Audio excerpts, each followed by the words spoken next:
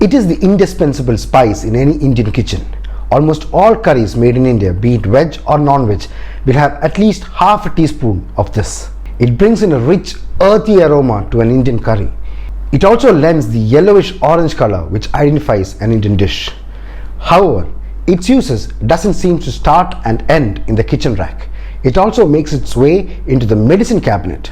A quick search on the internet would seem to reveal that this magic ingredient has the power to cure, prevent or control many diseases from a common cold to cancers. It's got numerous fans on YouTube, and people like FitTuber, Sadhguru, Ramdev, you name it, all the pseudoscientific charlatans of India release videos after videos explaining the benefits of this yellow powder.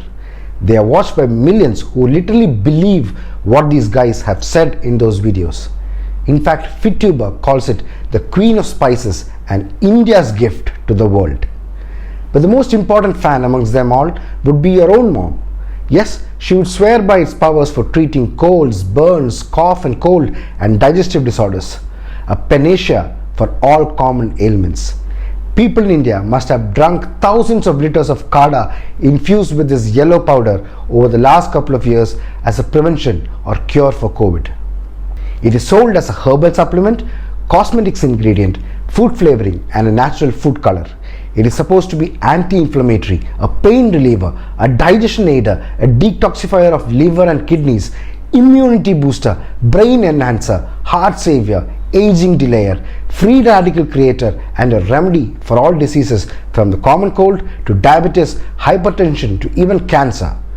All websites say that there are numerous studies done which shows the health benefits of this root of all remedies.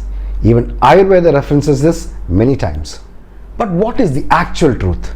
This is what we will look in today's episode, whether turmeric or haldi actually stands up to its claims or whether it is simply a con artist. Welcome to Pale Blue Thoughts, a channel which promotes scientific temper and debunks pseudoscience.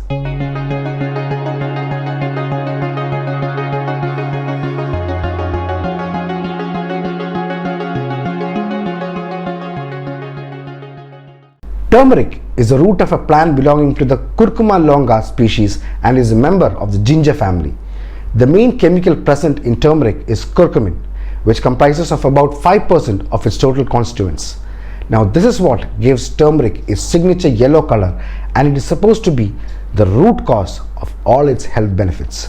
Now if any chemical or active ingredient needs to be considered as a potential medicine, it needs to have certain properties.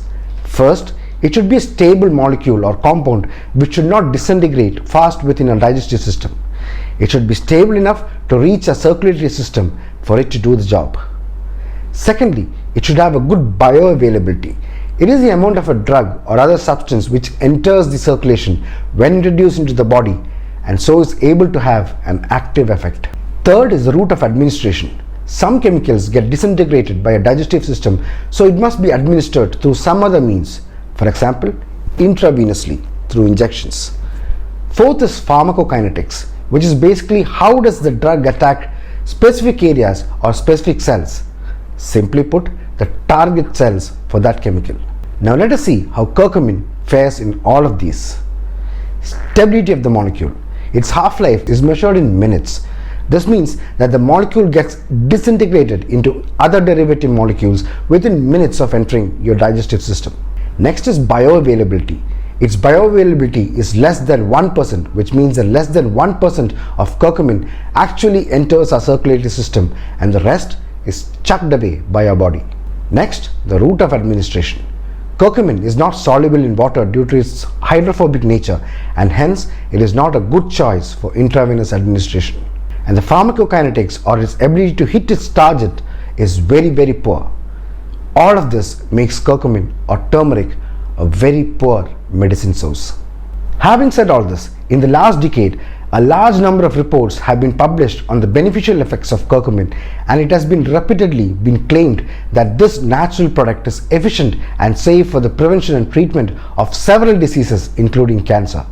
It is not surprising, therefore, that curcumin is currently sold as a dietary supplement and that numerous clinical trials are ongoing to evaluate curcumin activity. But The accumulating evidence that is coming out says that curcumin may not be so effective and safe as previously considered.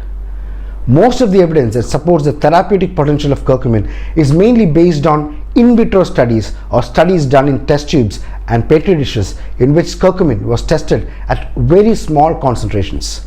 The fact that curcumin undergoes extensive metabolization in the intestine and liver means that the plasma and tissues that curcumin ought to affect doesn't receive it in adequate concentration after oral consumption. Because of its poor bioavailability, these concentrations are not achieved outside of the gastrointestinal tract when curcumin is taken orally. One of the strategies that has been used to increase the bioavailability of curcumin consists of using the black pepper, or rather its alkaloid called piperine. I saw a few YouTubers promoting this as well, mixing black pepper to turmeric and honey in whatever concoctions they prepare. But they fail to address that piperine is a potent inhibitor of drug metabolism and may cause toxicity in people taking some specific drugs. So when you try to increase the effectiveness, you're also increasing its toxicity. There are many reports coming out that curcumin may cause toxicity in specific conditions. There are reports which suggest that it can even cause chromosome aberrations and even DNA damage in some cases.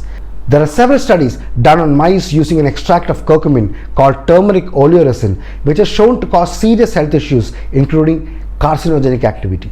I will post some of the links in the description box for those studies if you are interested.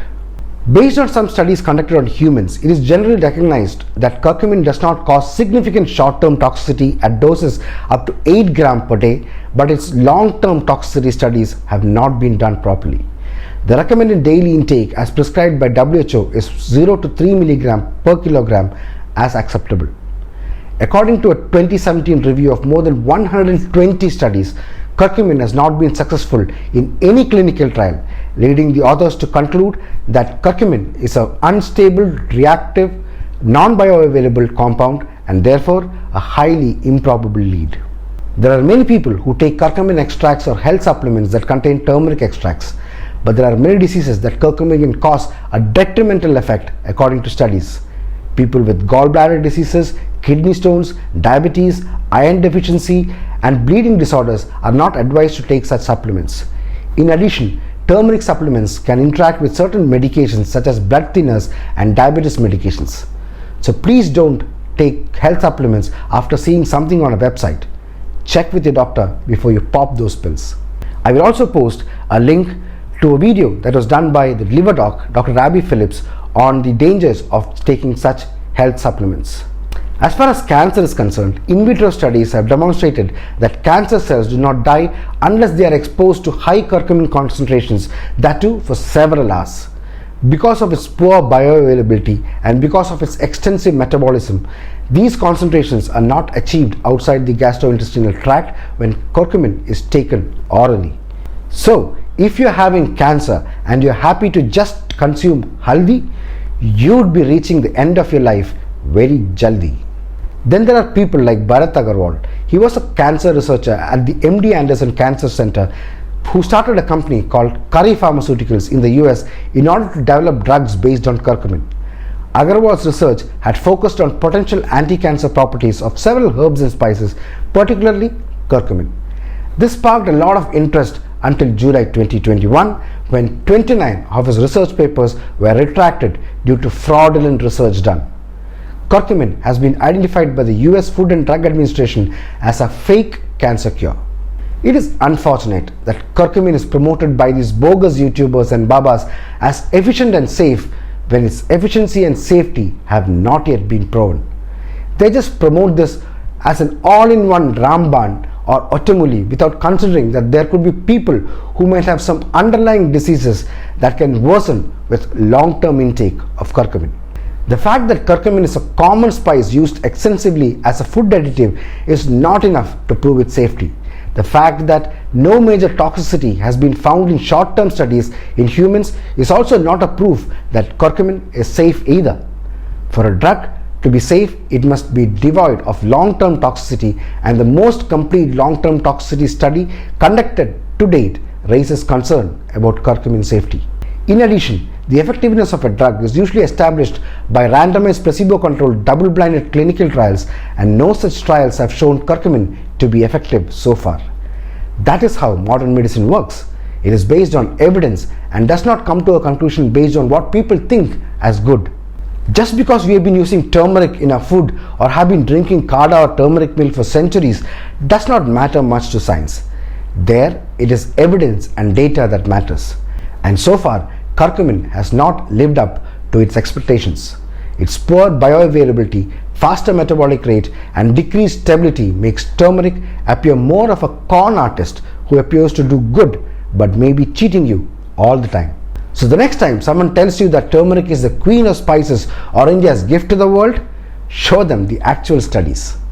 I'm wondering how come these people who have no medical background can prescribe things without a license claiming it can cure diseases. Oh well, this is India. Here we think with our hearts than our brain. For many of us, the word natural, herbal, organic, and no side effects hold much more value than evidence, clinical studies, or therapeutic effect. And if told by someone famous, you don't even need to pause and think. Appeal to authority and bandwagon fallacy are ingrained in our brain, unfortunately. I know a question that may come up on your mind right now. Should we stop using turmeric in our food? No. If you're consuming turmeric in normal concentrations that we use in our curries, it is fine. But treat food as food and not as medicine.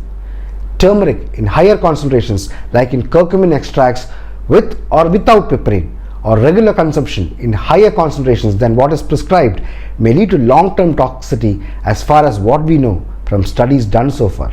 So please don't fall for bogus grifters and other pseudoscientific scamsters and follow the right advice, one which is scientific based. Let evidences lead. My intention is to provide as much as factual evidence which are based on peer-reviewed scientific research, all of which can be found in the description. Please share this video if you found the information useful. It would help someone you know live a better and healthier life. I hope you liked this episode. Please do let me know your thoughts in the comment section. I will be back soon with yet another interesting episode. Until then, this is me Anand saying bye-bye from Pale Blue Thoughts.